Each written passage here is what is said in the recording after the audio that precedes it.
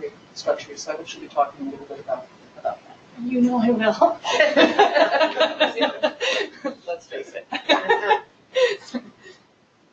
Okay, well, thank you for the opportunity to talk about those kinds of things. Yeah, so basically, okay, so here we go. Where do I point this at? I think here, and then right should. Oh, I'm sorry, just a second. Let me click on here. Okay, try now. Yeah, there we go. Okay, and I was just thinking, okay, hydrology indicators of wetland recovery, and I thought, oh, there's going to be so much expertise in this room where they have a lot of people have way more expertise in this than I feel like I do. So when it comes to certain types of wetlands, one thing, so I'm going to be talking about the stream-side wetlands, load systems particularly associated with beaver mimicry, because that is somewhere I feel very comfortable that I have quite a bit of experience to draw on specific examples and what those actually mean. So I'm going to be doing that. So there's a lot of things that aren't discussed here, and I'm sure will have already been discussed and will be discussed by others. So I'm just going to be reviewing some of the quantitative and qualitative indicators that we're looking at to see if some of this restoration is doing any good. Because what we have heard from many sources and found is that we really lack data as far as how much good, or if it's doing good, from some of these beaver mimicry projects, because it's kind of a newer sort of technique. And so people need numbers to basically say, okay, well, I'm comfortable with permitting this or funding this because we can show that it's not just using all the water or whatever, so. That's the point. So I'm mostly talking about beaver mimicry, so I just put some slides up here to show so these are the Beaver Dam Analogs or mimic dams. We tend to make them often, at least partly, out of conifers because we like to tie them with conifer thinning, where conifers are encroaching. So conifer encroachment's been a big deal. So for aspen release projects or getting them off the low floodplain, where they won't survive anyway once we raise the water table. Anyway, but we use wetland sod. So they're made of 3 materials sourced on site. Trying to do some restoration while we're sourcing the materials is the idea for a lot of the techniques that we use.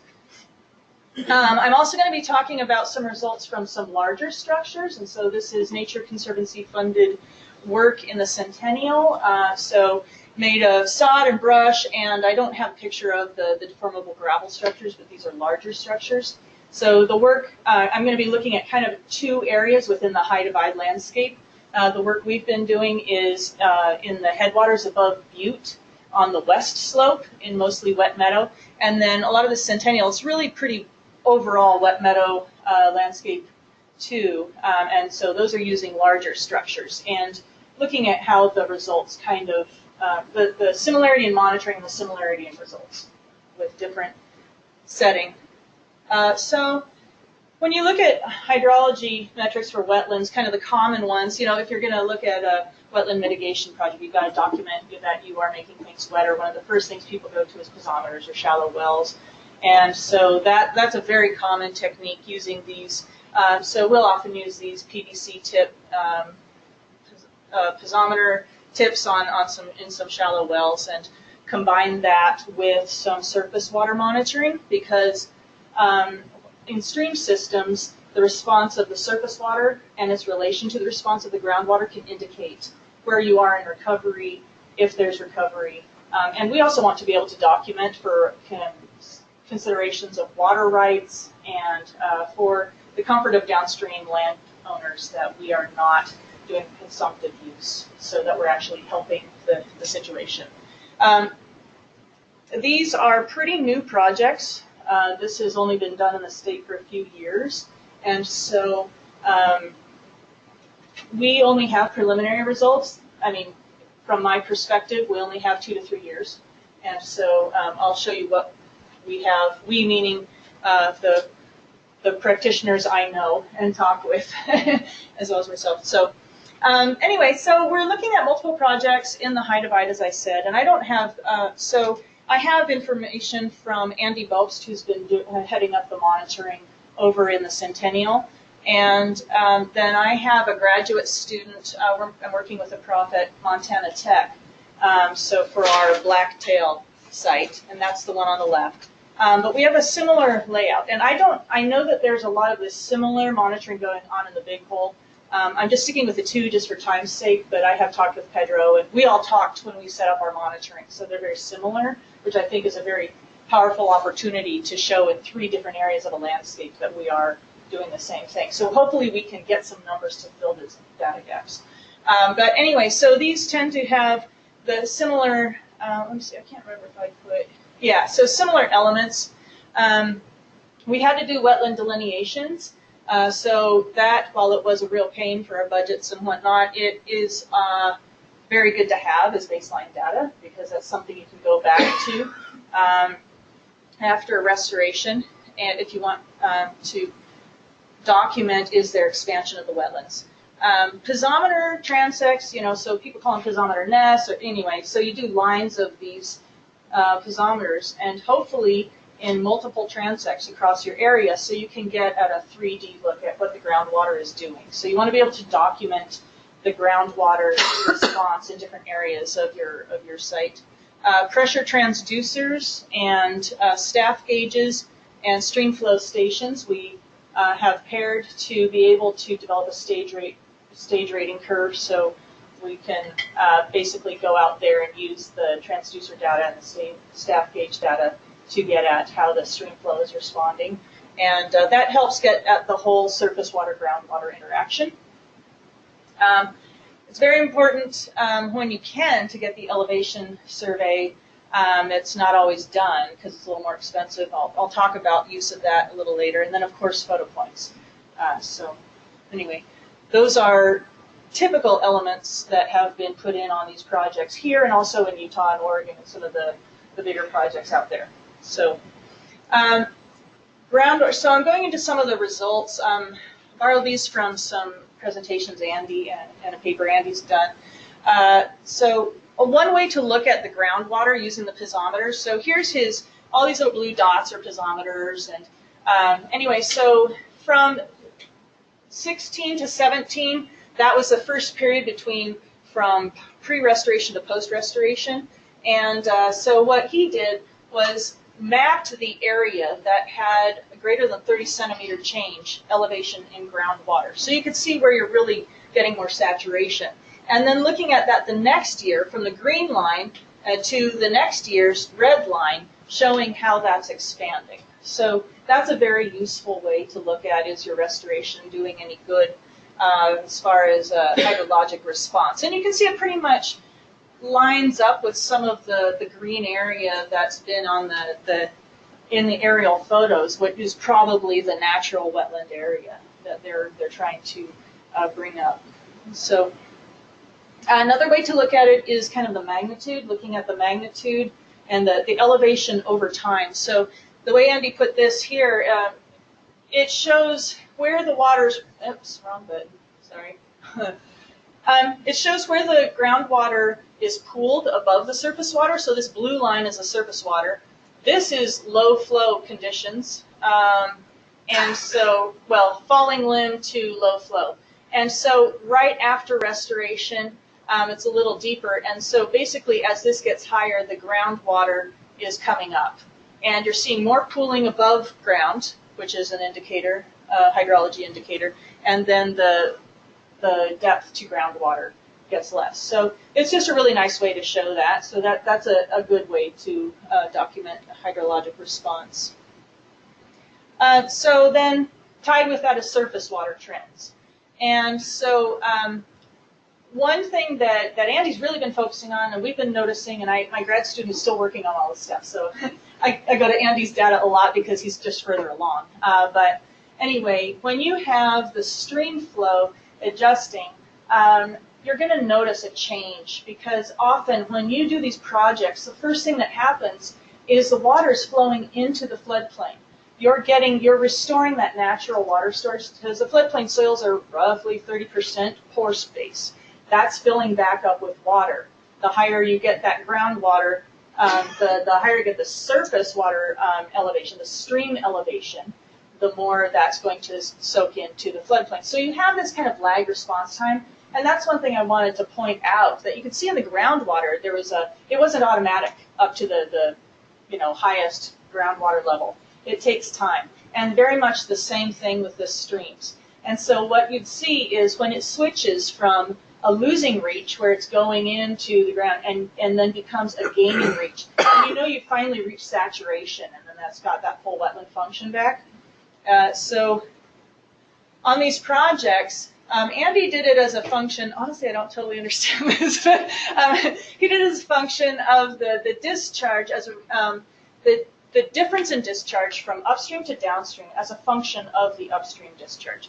But the main thing to see here is that this 2016, the orange, that is basically, Nathan, I don't remember when in 2016 was this done? Do you remember? So the orange is before it was built. Fortunately, I've got a backup here. Anyway, and so then the first year you see basically no response. And that's because over there, that is really porous soils. I mean, they are gravel, and they were finding new side channels and oxbows totally activated before the channel even filled up on some of the stuff that they did down there. So it just went wow, and all the paleo channels, and it really went far and wide. But by 2018, that's when you see now that has really gained.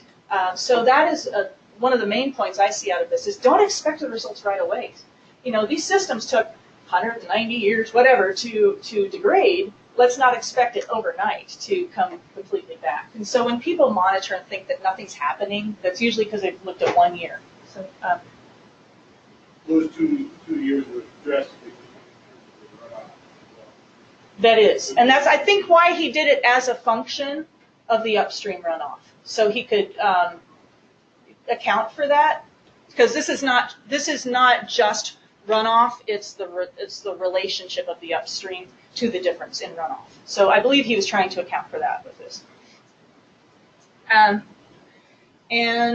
then we found the same in our, so this is from Evan Norman, is the graduate student, and so this is some of the data from our restoration projects. We have a couple control sites and then a treatment site downstream. And so he compared them, and this is not over time, this is over space, this one. So this is just the 2018, and you can see a trend. So the green and the gray are the controls, and the flows are way more variable, and they're lower in summer. So this is what we were hoping to see with the treatment site, showing a more natural hydrograph. We're taught in school, those of us who take hydrology, that you've got your hydrograph and it goes woo, and it comes way down, and that probably is a completely false view of what water really does when there's actually a whole bunch of beaver in the system, because it's way more moderated. And so that's what we're seeing. To me, this is starting to restore a natural hydrograph. This is very preliminary. So I show this year because the first 2 years there wasn't much trend at all. It was all over the place. Now we're starting to see this. I'm not saying this is the final word. We're still, until we've done 10 years or whatever, more years of monitoring, I'm not going to be banking a whole lot on this, but we are, it has obviously become saturated from our groundwater data, from just seeing it, from just having to wear bigger boots. We know that the whole area is saturated, and we're now seeing this response. So same trend that Andy's seeing. So those are kind of the direct quantifying indicators, surface water, groundwater. There are some kind of indirect indicators of hydrology, and so this has been done a lot in the Centennial and now in the Big Hole, and we're hoping to get the same done on the Butte side also. Looking at the NDVI, basically looking at the response. The imagery shows the chlorophyll. So the greener it is on the way he categorized it here, is the difference from 2017 minus 2016. Basically, do you have an increase in chlorophyll? And so using this as an indirect indicator of where are the areas that are getting wetter.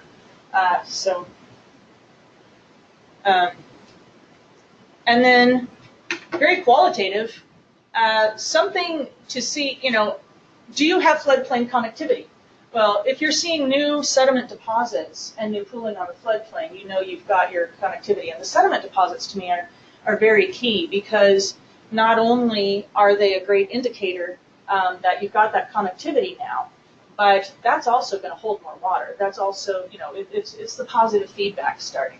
And this was at high flow. Within a month, all of this was grown over with sedge. So this is actually trapped sediment.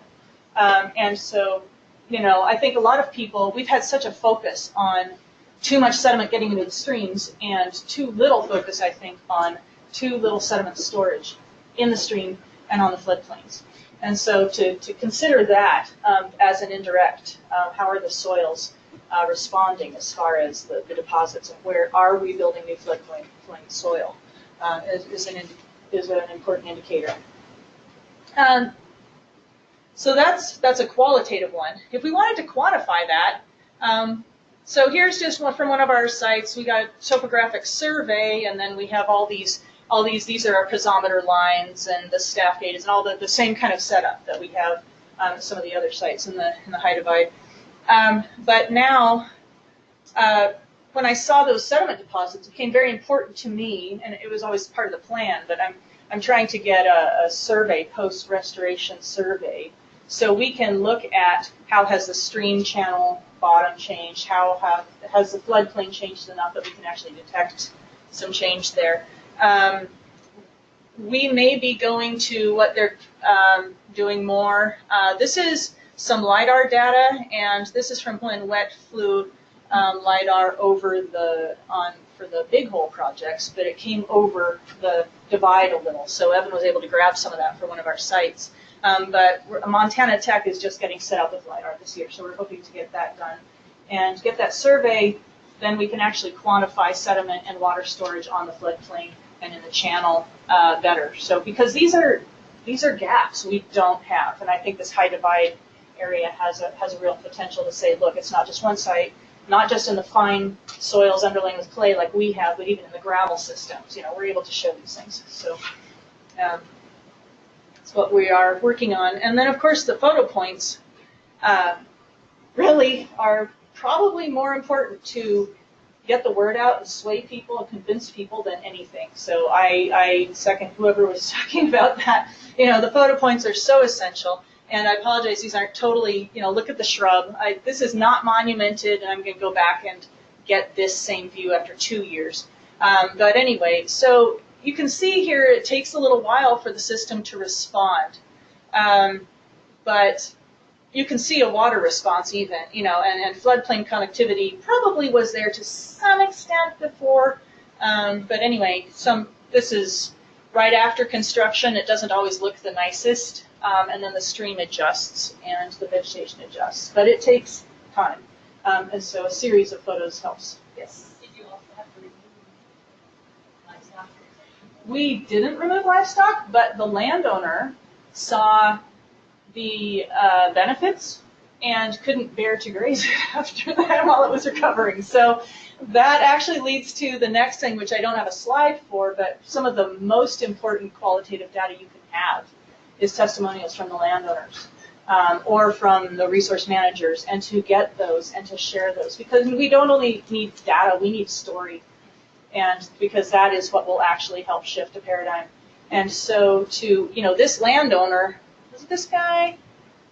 Anyway, nearby here, basically said, wow, I've never seen stream flow through this culvert in August before. He was so excited, and he told his friends, and I was at that same area and just hopped over this little stream and thought, there was no stream there before. It's kind of one of these things, hopped over this little dry thing and realized that we had reconnected a tributary, from work where it did have water upstream. Now it connects down to the area. So, and we also, unfortunately, then by that created a new head cut because now there's water.